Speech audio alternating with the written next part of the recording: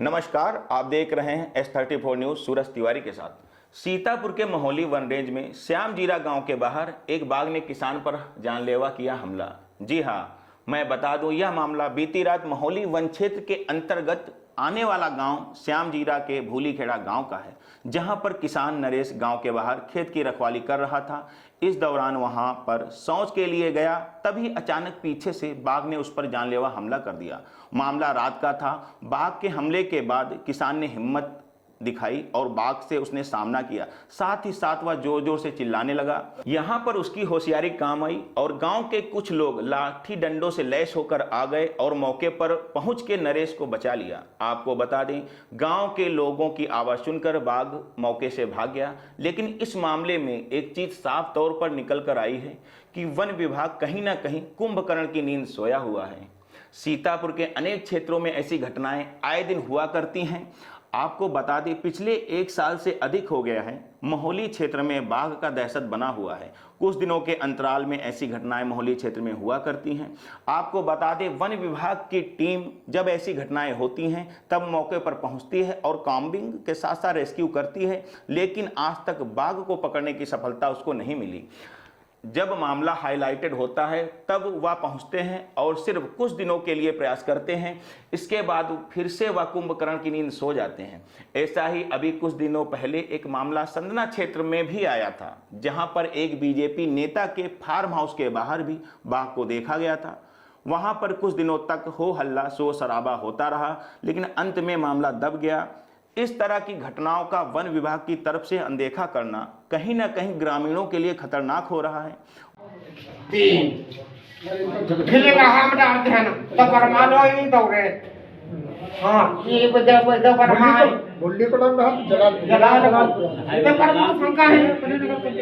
ये बेसिकली हमारा एक श्यामजीरा के बगल में कटघिरा गांव है। तो वहाँ पे एक हमारे जो सूचना मिली है, नरेश पुत्र रामदयाल, इन पे एक जंगली जानवर का अटैक हुआ जैसा कि सूचना मिली।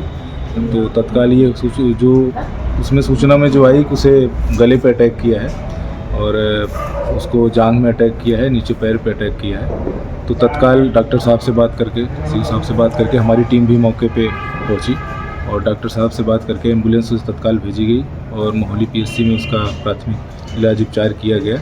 हम उसे मतलब घायल चोट के निशान तो हैं, लेकिन अभी खतरे से बाहर है वो।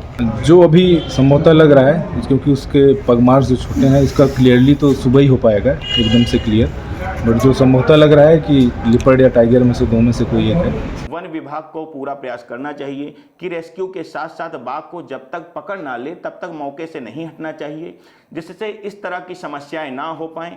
अभी तक ऐसा होता है कि बाघ जो भटक कर जंगलों से शिकार के लिए आबादी वाले क्षेत्र में आ जाते हैं, अभी तक वह जानवरों का शिकार कर रहे थे, लेकिन अब की बार मामला आया है कि बाघ ने इंसानों पर हमला किया है। ऐसे में यह विषय बहुत ही चिंताजनक हो जाता है और शासन प्रशासन को इसमें एक्टिव मोड पर आना चाहिए और वन विभाग को रेस्क्यू करके बाघों को पकड़कर जंगलों में छोड़ना चाहिए, ताकि ऐसे हादसे ना हो। फिलहाल आपको बता दें, किसान जिसका नाम नरेश है, उस पर बाघ ने बहुत ही जानलेवा हमला किया है, लेकिन ग्रामीणों के मौके पर पहुंचने से उसकी जान बच गई है। अभी उसका इलाज सीएचसी पर हुआ है, लेकिन उसकी स्थिति को नाजुक देखकर डॉक्टर ने उसे जिला अस्पताल सीतापुर रेफर कर दिया है।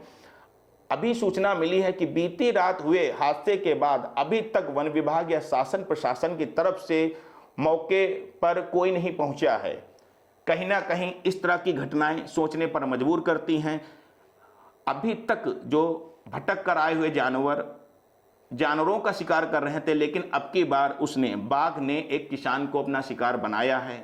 शुक्र है कि उसकी जान बच गई है। अगर आगे कुछ ऐसी घटनाएं होती हैं तो बहुत ही सोचनीय विषय है। इस पर वन विभाग को कार्य करने की जरूरत है। जल्दी से जल्दी जहां पर ऐसे केस आते हैं या ऐसे घटनाएं देखने में मिल रही हैं, मौके पर जाकर जल्दी से जल्दी रेस्क्यू करके बाघों को पकड़ना चाहिए, जंगलों में छोड़ना चाहिए, जिससे कि ऐसी घटनाएं ना हो और किसान जो कि दहशत में रहते हैं, एक स्वच्छ माहौल या निर्भीक समाज में होकर खेतों में जाएं और अपना कार्य करें।